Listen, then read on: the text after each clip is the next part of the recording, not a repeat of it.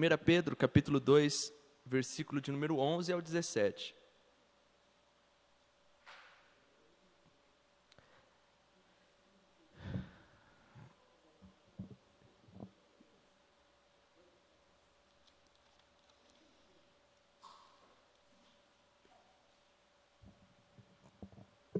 Primeira Pedro, capítulo 2, versículo 11 ao 17.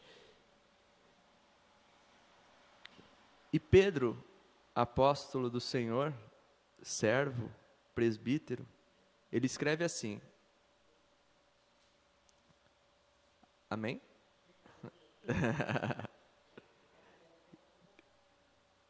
Essa página aí da sua Bíblia é bom até você colocar um marcador, porque ela ensina muitas coisas práticas para a nossa vida, viu?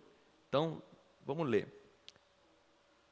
Amados, peço-vos, como a peregrinos e forasteiros, que vos abstenhais das concupiscências carnais que combatem contra a alma,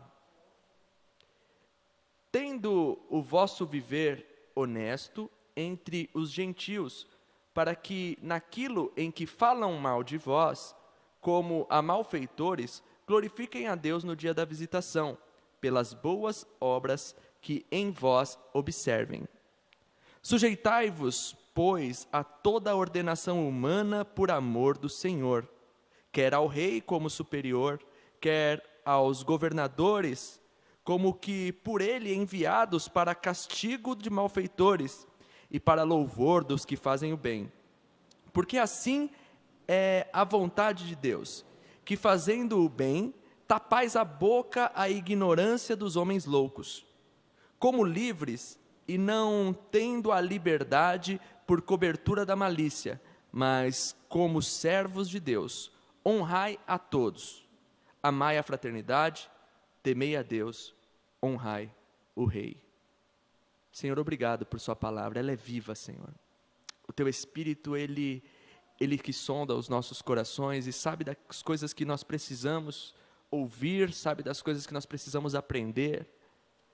E eu te louvo, Senhor, por essa palavra nessa manhã, porque essa palavra trata muito o meu coração, tratou muito o meu coração. E trata-nos essa manhã, ensina-nos a ter atitudes que dizem respeito à fé que temos. Em nome do Senhor Jesus. Queridos, as atitudes falam mais do que as palavras. Já tem um ditado popular que diz que uma ação fala mais do que 1000 palavras. E é uma verdade. Às vezes você tem um filho, uma criança, e você ensina para ele as coisas que não pode. E de repente as suas atitudes desconstroem tudo aquilo que você fala para ele. Ele aprende conforme as suas atitudes e não conforme aquilo que você fala. Isso é um fato. Não adianta falar e fazer as coisas ao contrário. E o que eu acho mais maravilhoso nisso, que especificamente esse homem está falando, Pedro, é que ele foi um homem que teve que aprender essa lição na vida, no decorrer da vida cristã dele. Somos impulsivos por natureza, muitos de nós, falamos sem pensar, agimos sem pensar, achamos tantas vezes que estamos certos, que estamos fazendo as coisas certas, mas as nossas atitudes são um tanto quanto precipitadas, vamos dizer assim, palavras precipitadas, atitudes precipitadas. E as nossas ações, elas dizem quem somos. O interessante é que esse homem que escreve esse texto, Pedro, ele era um homem extremamente impulsivo, um homem extremamente levado ao que vinha na mente, ele falava, as suas atitudes eram impulsivas, e muitas vezes ele se deu mal nas suas atitudes, né? As atitudes de Pedro no início da sua caminhada cristã, quando ele começou a caminhar com Jesus, muitas das suas atitudes não condiziam com a vida de um cristão, com aquilo que o Evangelho propunha. Olha só um exemplo. Jesus começa a falar sobre a morte dele.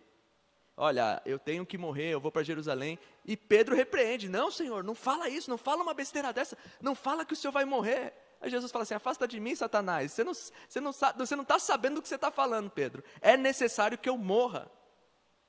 É necessário que eu morra. E olha só, Pedro não estava entendendo nada do que Jesus veio fazer. Pedro, naquele impulso, olha como Pedro era impulsivo. Ele é o único que se dispõe e que se voluntaria a descer do barco no meio da tempestade para andar até Jesus sobre as águas. Foi o único. Ele desce do barco e vai ao encontro a Jesus. E no meio do caminho ele fica com medo e começa a afundar. E aí Jesus olha para ele: homem de pouca fé, não temais, eu estou aqui.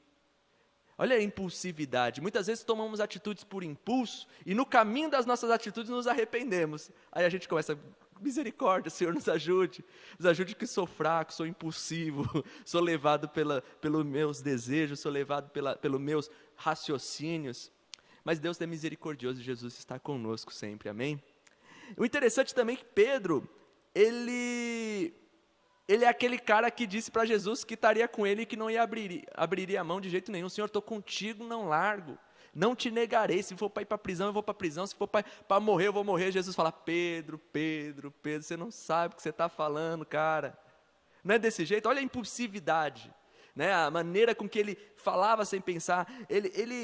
Pedro, ele tinha uma revolta dentro dele. Ele queria que o império romano caísse. Ele não queria aquele império dominando eles. Ele não suportava aquela servidão.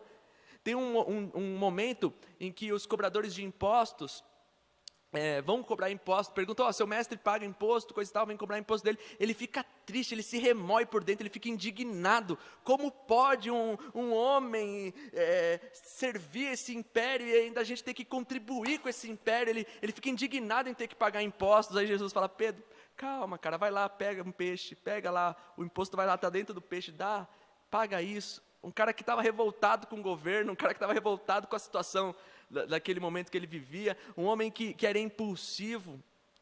Nem parece o homem que escreve essa carta para a gente. Olha só que coisa mais maravilhosa o que o viver no Evangelho faz com as nossas vidas. Ele transforma a nossa maneira de ver e de pensar, né? Ontem eu estive ministrando um casamento e eu estive falando sobre 3 coisas que nós precisamos fazer quando nós nos casamos. Baseado no texto que o Senhor fala: e o homem deixará o seu pai e a sua mãe, unir-se-á a tua mulher e serão os dois uma só carne.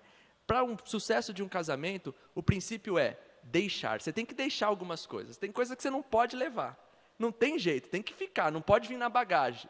Algumas coisas você não pode levar. Outra coisa que tem que se fazer é unir pensamentos, unir sonhos, unir projetos. Se o casal não une os pensamentos, não tem jeito de ter o sucesso lá na frente, de serão uma só carne. E o serão uma só carne é um processo lento, que vai ser constituído no deixar e no unir. Quanto mais você deixa e quanto mais você une, mais no futuro você tem a probabilidade de ser uma só carne. Então é um processo, não é uma coisa que nasce do dia para a noite. E ser cristão também está relacionado a isso, a deixar as coisas do mundo e unir-se, o seu coração, o seu pensamento, sua mente, todo o seu ser a Jesus Cristo. E nesse processo de deixar e nesse processo de unir, o tempo vai fazer com que sejamos em Cristo Jesus. Não é uma coisa que nasce para o dia para a noite. Não é uma coisa, um pó de pirlim-pim-pim, um abracadabra, uma cirurgia estética, algo que nós façamos, que do nada nos tornemos um cristão. A Bíblia ela é bem clara. Você olha para Pedro, olha a revolta de Pedro, um homem que falava sem pensar, um homem que agia sem pensar. Pedro foi o cidadão que Jesus vem avisando: olha, Pedro, é necessário que eu vá, que eu seja morto, eu vou ser entregue na mão dos homens. E aí na hora que vem os soldados pegarem Jesus, o que Pedro faz? Tira a espada e corta a orelha do soldado. Um homem que não entendeu nada, um homem impulsivo. Não é um homem impulsivo, um homem que parece que não estava entendendo nada, o cara que falou que estaria com Jesus, que nega Jesus. Mas, querido, esse homem, ele se dispôs a viver no Evangelho. E quando você se dispõe a viver com Cristo Jesus, a unir-se com Cristo Jesus, o que acontece com a sua vida? Dia após dia, você vai deixando as outras coisas e unindo-se mais a Cristo. E isso vai fazer com que a sua maneira de pensar vai mudando conforme o tempo. A sua maneira de agir vai mudando conforme o tempo. Ninguém pode exigir de uma pessoa que ela se transforme do dia para a noite. Esse é um processo que somente o Espírito Santo de Deus pode fazer na vida de cada um. O que você não pode fazer, o que nós não podemos fazer, é nos afastar da presença de Deus. Porque se queremos ser transformados pelo Espírito de Deus, devemos permanecer na presença de Deus em toda e qualquer circunstância. Acertando ou errando, devemos estar na presença de Deus. Quantos erros Pedro não teve? Quantas vezes Pedro não se precipitou? Quantas vezes as atitudes de Pedro não condiziam com aquilo que o mestre estava ensinando, mas ele se propôs a permanecer na presença do Senhor. Ele não fugiu do Senhor. Quando o Senhor o chama e fala, Pedro, vem cá, tu me amas? Senhor, tu sabes que eu te amo. Então apacenta as minhas ovelhas. Meu amado, às vezes a gente erra com Jesus, e quando Jesus se aproxima de nós e fala assim, meu querido, vem cá, você errou, eu sei, você pisou na bola, eu sei, você se afastou, eu sei, você se levou muitas vezes por impulso, as pessoas estão até te julgando, porque você fez tal coisa, muitas vezes dentro da nossa casa é desse jeito. Nossa, você não é crente? Por que você é assim? Não é desse jeito, no serviço? Você não é crente? Por que você é ruim desse jeito? Carne de pescoço. Tem gente que é desse jeito. Fala assim, eu estou em processo de transformação, meu amado, eu sou de Cristo, e Ele está me transformando, é um processo na minha vida, e cada dia após dia, de glória em glória, eu venho sendo renovado na presença do meu Senhor. É isso que nós devemos ser e fazer. Aí, querido, você vê, às vezes Jesus ele vem ao nosso encontro e fala, tu me amas? Aí você fala, Senhor, tu sabes que eu te amo, mas eu não posso estar na tua presença porque eu sou indigno. Não, querido. Você tem que estar na presença do Senhor, porque é a presença dEle que vai transformar você em algo mais bonito, em algo melhor, em algo mais parecido com Ele. E Pedro, ele era esse homem. Pedro, ele era esse homem que no princípio do seu ministério, no princípio da sua caminhada com Cristo, era um homem totalmente impulsivo, que as suas atitudes não demonstravam aquilo que ele dizia crer. Porém, meu amado, ele nos escreve essa carta de uma maneira tão carinhosa, que parece que ele já começa assim, amados. Meu Deus, é aquele mesmo homem bruto? É aquele mesmo orangotango que estava escrevendo essa carta? Que já escreve, cara, amados. Olha quanto carinho, quanto amor.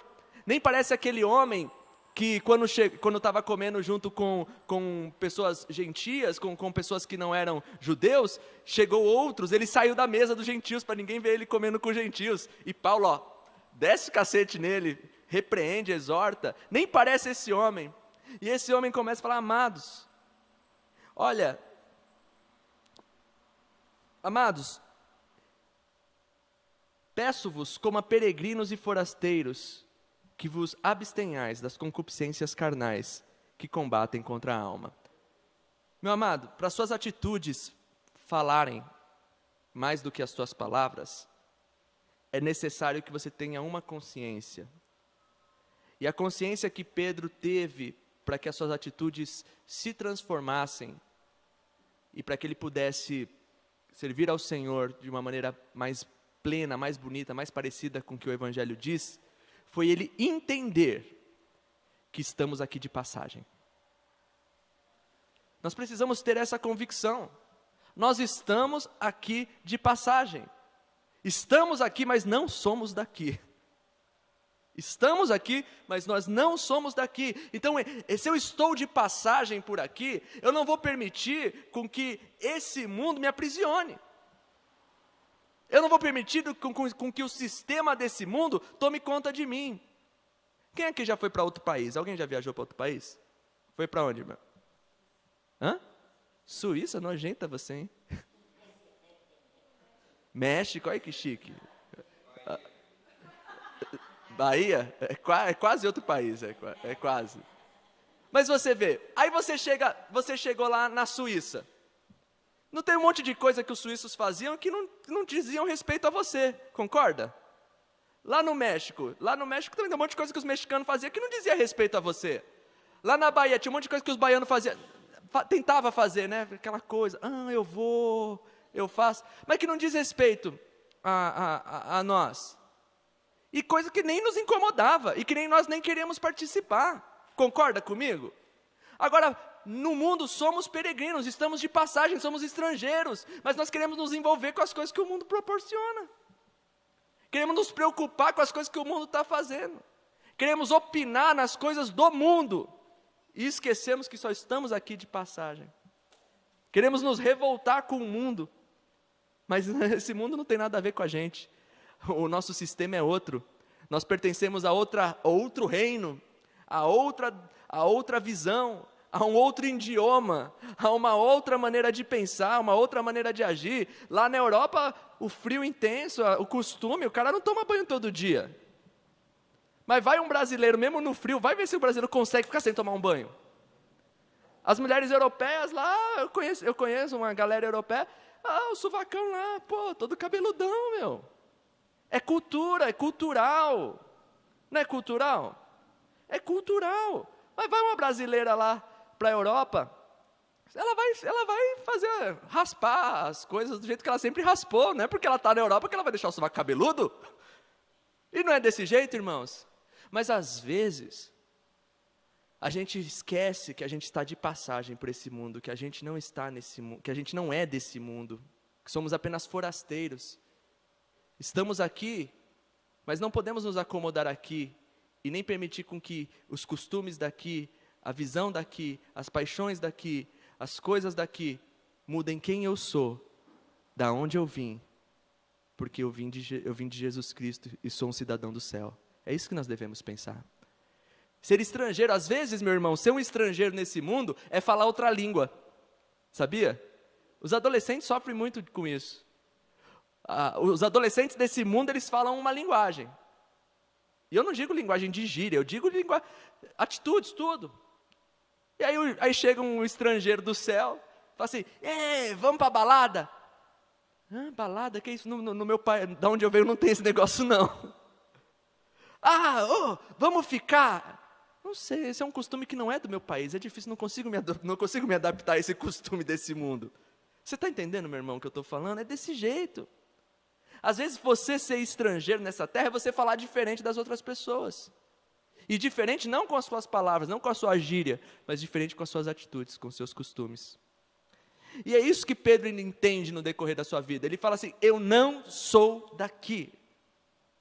Eu não sou daqui. Meu RG é naturalidade céu. Nascido em Jesus Cristo. É isso que nós temos que pensar. Para que as nossas atitudes não sejam guiadas pelo que o mundo dita, mas por aquilo que o nosso Rei fala, nos ensina. A nossa natureza celestial. Amém? O interessante é que é óbvio, que nem esse versículo é o que está falando, é óbvio que se eu tiver a consciência de que eu não sou daqui, eu não vou permitir com que as paixões carnais desse mundo me dominem, porque elas não fazem parte do meu reino. Amém? Outra coisa que a gente pode ver aqui, é que a nossa conduta é a maior evangelização que existe. Interessante é que esse capítulo aqui de Pedro, ele fala sobre isso, sobre o nosso comportamento diante das pessoas, nosso comportamento diante das autoridades, o nosso comportamento e os nossos deveres diante dos serviços que nós fazemos para os nossos patrões, os deveres e os nossos serviços dentro de casa. Esse capítulo fala de tudo isso, o capítulo 3 continua falando sobre isso.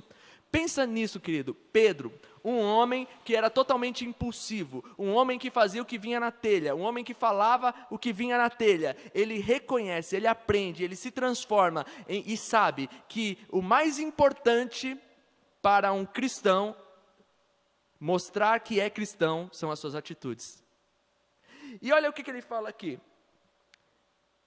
versículo 12, tendo o vosso viver honesto entre os gentios, para que naquilo em que falam mal contra vós, como de malfeitores, glorifiquem a Deus no dia da visitação, pelas boas obras que em vós observam. Olha só que coisa mais maravilhosa. O nosso viver diante dessa sociedade, o nosso viver diante desse mundo, o nosso viver diante de todo o pecado, o nosso viver diante de todas as pessoas que não creem no Senhor, as pessoas que não conhecem o Senhor, deve ser um viver honesto, um viver digno, de com as nossas atitudes, com as nossas ações, mostrarmos para as pessoas que Deus é poderoso, maravilhoso. Olha só o que ele fala. O nosso viver, no dia em que o Senhor se manifestar, no dia em que o Senhor aparecer, no dia em que o Senhor vir nos buscar, o dia em que tudo se cumprirá, aqueles que não creem no Senhor, através das nossas atitudes, falarão, era verdade. E eu sei que era verdade, não porque eu estou vendo o Senhor, mas eu sei que era verdade, porque eu vi pessoas vivendo uma vida que o Senhor pediu para viver, vivendo de uma maneira que o Senhor queria que vivesse, e eu não fiz isso. Por isso que nós julgaremos o mundo, as nossas atitudes. As pessoas olharão para nós e falarão, poxa vida, eu devia ter vivido como ele, mas porque eu não quis, eu não vivi. Porque o Senhor é bom, maravilhoso. E sabe de uma coisa, meu amigo? Quando eu penso, meu amigo, só tem mulher aqui, desconsidera os dois, minhas queridas. Eu lembro de Daniel. Lembra do livro de Daniel? Quando o rei, os governadores, os prefeitos queriam achar alguma coisa contra Daniel, mas não podiam encontrar nada contra Daniel. Nada contra o reino, nada contra a sua conduta moral, nada contra a sua conduta social, não tinha nenhuma pendenga, ele estava com o nome limpo, não tinha nada, então não tinham do que acusar, irmão, porque o mundo está louco para nos acusar.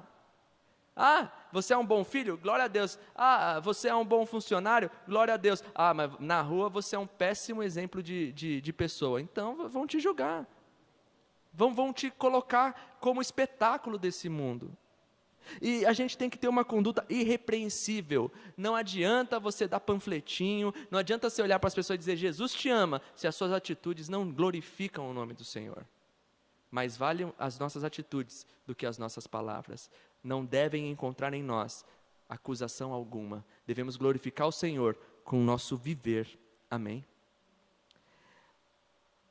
Aí, olha o que Pedro começa a falar. Lembra daquele homem que não queria cobrar imposto, que não queria pagar imposto, revoltado porque tinha que pagar imposto? Aquele homem que queria estar ali com Jesus para pegar o Império Romano e destruir o Império Romano e também estar ali como sendo um dos principais do reinado de Jesus Cristo na Terra?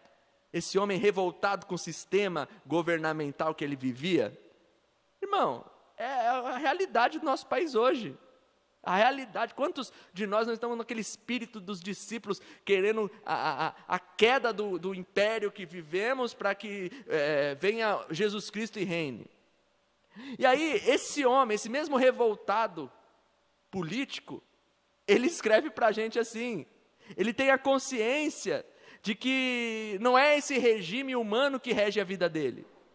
Aí ele fala, sujeitai-vos a toda ordenação humana por amor ao Senhor, quer o rei como superior.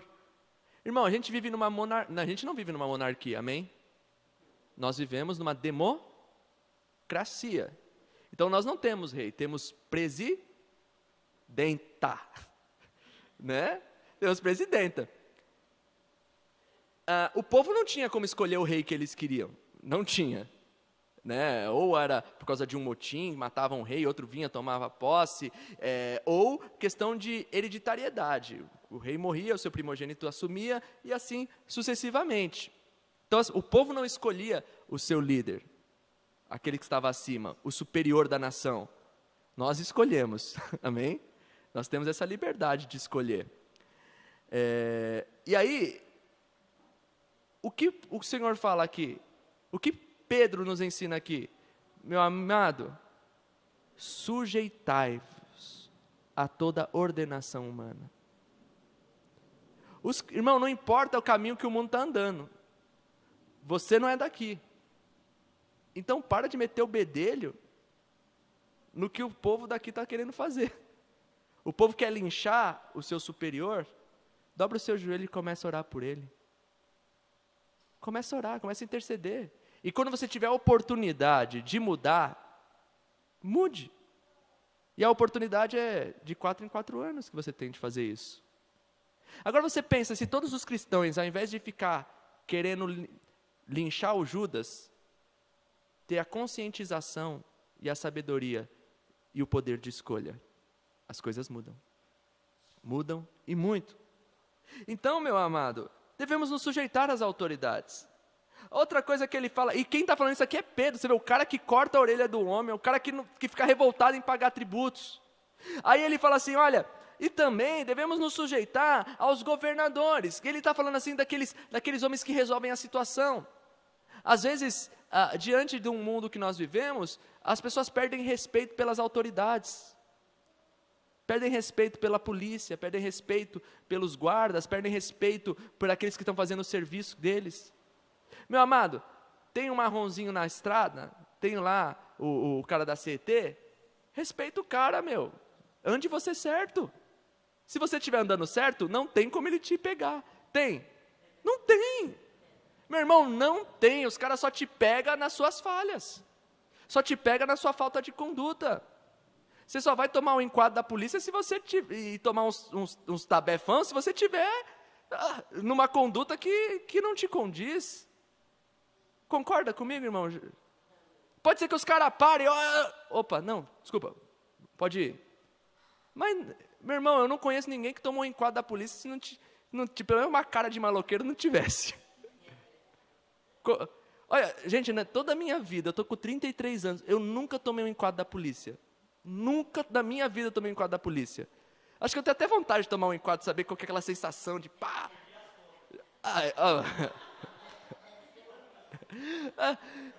Outro dia, eu trabalhava em Santana, cara. Eu trabalhava em Santana e eu ia andando da estação Tietê, do Tietê até a estação Santana. E, meu, ali aquela região Brasleme, ali de noite, meu, o negócio é feio. Embaixo da Cruzeiro do Sul, ali, daquele pontilhão do metrô, o negócio é feio.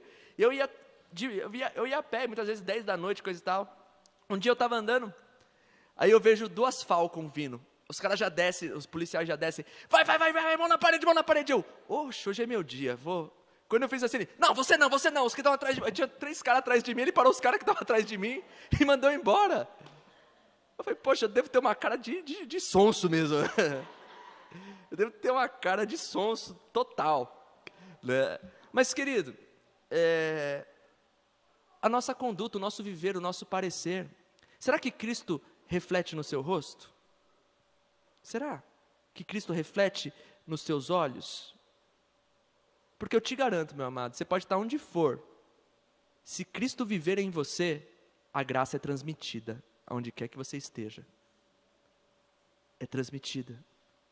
E por isso vamos desonrar as autoridades? Não, elas estão aí. E Pedro, ele descreve bem aqui, ele diz assim, aos governadores, como que por enviados para castigar os malfeitores. Para que servem as autoridades? Para pegar quem está fazendo as coisas erradas. Quem está fazendo o que é certo não é pego não, meu irmão. Quem está fazendo o que é certo não é castigado. Aí ele fala o quê?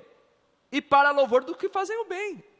Você é um cidadão de bem? Você é uma pessoa boa? Você é uma pessoa honesta? Você não tem medo de chamar a polícia para resolver um problema para você? Você não tem medo de recorrer a uma autoridade, porque você sabe dos seus direitos, e você sabe quem você é. Você não tem rabo preso com ninguém. Já aconteceu com você aquela situação de baterem no seu carro? Bateram no seu carro, aconteceu isso com a Teca outro dia.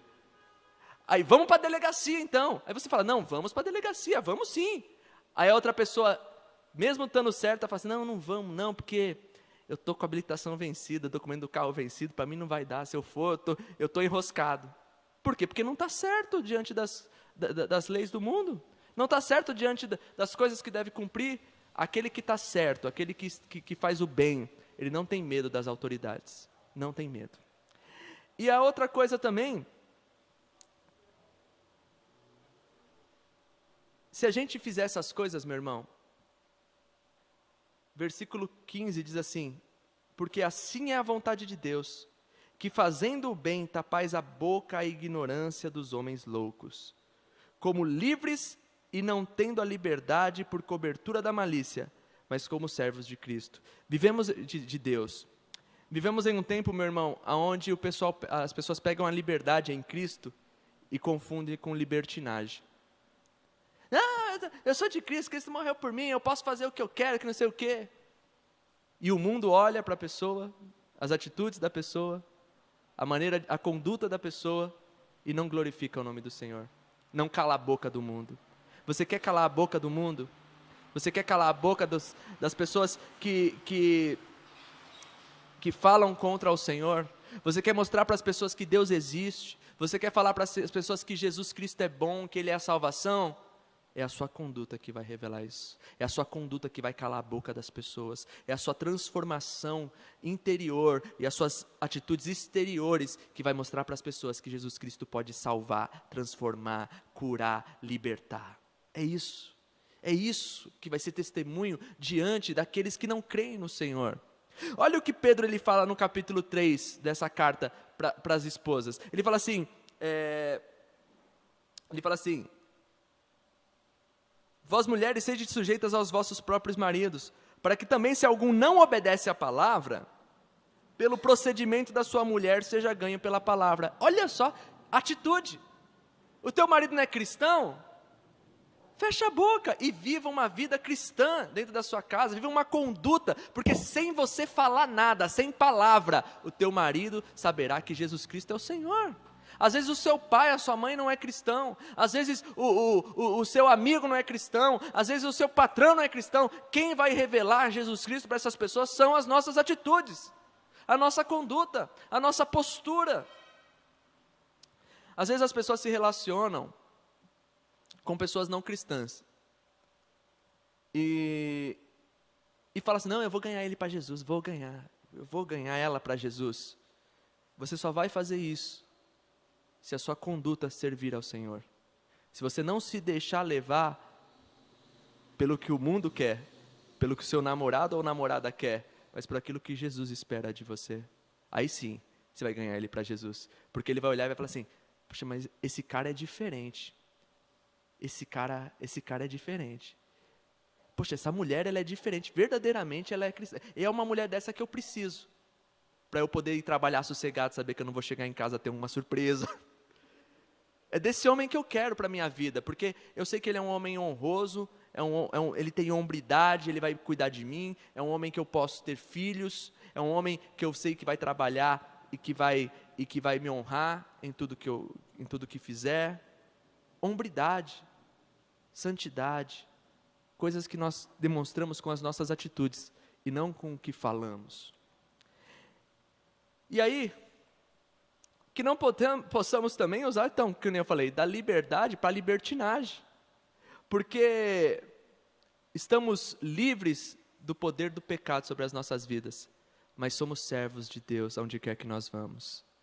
E eu vou viver não pelo que eu quero fazer, mas eu vou viver por aquilo que o meu Senhor espera que eu faça. A minha liberdade é ser servo de Jesus Cristo. A minha liberdade é servir a Deus. E queridos, Pedro, ele conclui isso aqui com 3 palavras que devem fazer parte da nossa vida: respeito, amor e temor. Olha o que ele fala: honrai a todos.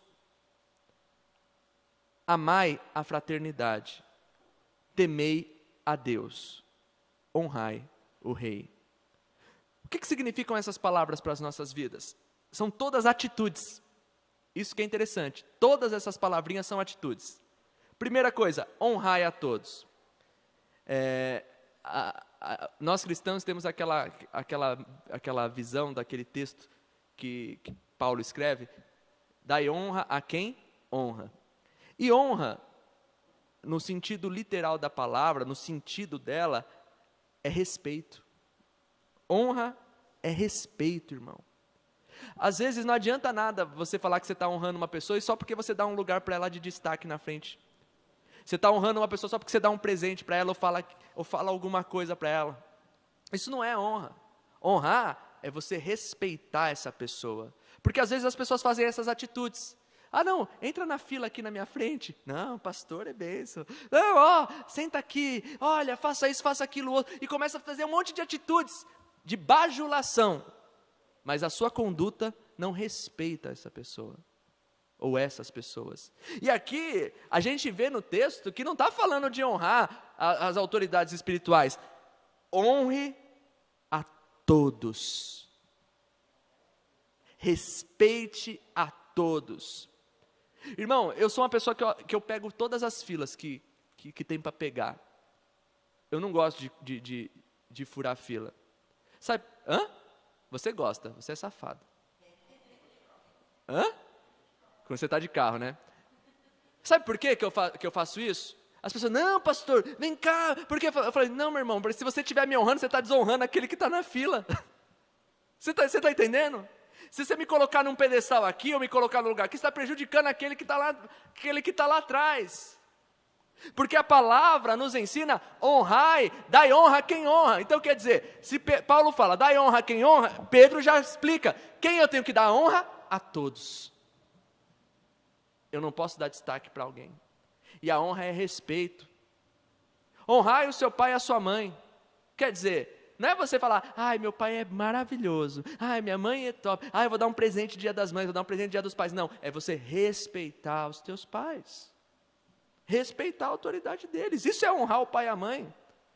Não é dizer que é um super pai, postar coisas lindas no Facebook, declarações de amor, e as atitudes não dizerem com relação a isso. Seu pai e sua mãe vai dormir, você pula a janela. E aí? Adianta? Papai fala não, você fala sim. Aí o pai, diante dos pais, é uma bênção. Ai, olha meu filho aqui, ó, é um santo. Virou as costas, o cara vira um demônio. Respeito é atitude. Respeito é mais do que palavras, respeito. Porque tem gente que diz sim, senhor, sim, senhora, mas as suas atitudes dizem totalmente ao contrário. Então respeite a todos, honre a todos, coloque cada pessoa como superior a você mesmo. Independente do que ela crê, independente da posição e opção sexual dessa pessoa, independente do que ela é ou do que ela faz, respeite a pessoa como um ser humano. Respeite a pessoa como uma criação de Deus. Hoje os cristãos perderam o respeito pela palavra. Pararam de honrar a palavra de Deus. Você pega aí os cristãos, estão pior do que qualquer coisa. Estão descendo o cacete nas pessoas, e está aí, uma algazarra toda, e quer crucificar todo mundo. Respeite a opinião das pessoas. Respeite as pessoas. Honre a todos. Amai a fraternidade. O que é amar a fraternidade? Ter atitudes, ágapes, atitudes de amor. Por quê? Pela irmandade, meus queridos. Pelos irmãos em Cristo Jesus. Por aqueles que creem na mesma coisa que você crê. Às vezes nós não amamos, não temos paciência. E amar é ter paciência. Amar é suportar. Amar é falar a verdade. Amar é se diminuir para que o outro cresça. Amar é tudo isso. Amar é querer o bem do outro e não concordar com a esculhambação da vida. Isso é amar. E devemos amar a fraternidade, devemos amar os irmãos, devemos amar aqueles que professam o nome de Jesus Cristo. Quem é os nossos irmãos? Queridos, nossos irmãos são todos aqueles que professam o nome de Jesus Cristo como Senhor e Salvador da sua vida. Devemos amar todas essas pessoas. Não é porque ele pensa de uma maneira, não é porque de repente ele fala de um jeito que a gente não fala, não é porque ele se veste de um jeito que a gente não se veste, que a gente vai julgar, esculhambar essas pessoas e não amar. Devemos amar a fraternidade daqueles que professam o nome do Senhor Jesus Cristo, com amor ágape, incondicional. Temei a Deus. Atitude também, querido. Temer a Deus é atitude. Você sabe que Deus é bom? Amém? Você sabe que Deus abomina o pecado? Então, saber tudo isso a gente sabe, meu irmão. Saber, por saber falar, é fácil. Agora, temer é respeitar também e saber que Deus é uma autoridade suprema e que as nossas atitudes, muitas vezes, não correspondem com quem a gente teme a Deus. É saber que Deus tem uma mão poderosa para julgar e que naquele grande dia julgará aqueles que não o temem, aqueles que vivem uma vida totalmente contrária àquilo que Deus espera para a sua criação. Isso é temer.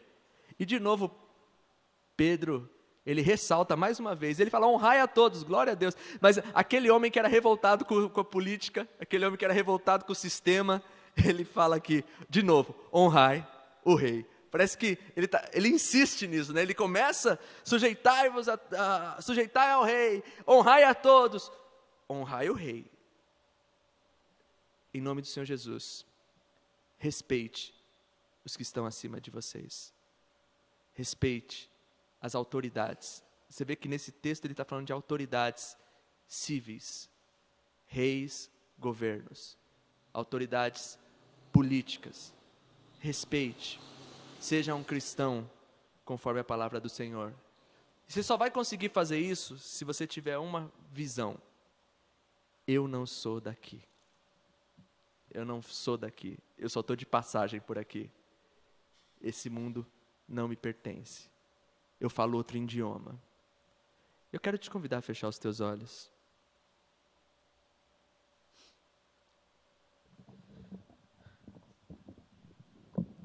Senhor, obrigado por tudo que o Senhor tem feito em nossas vidas. Obrigado, Senhor, porque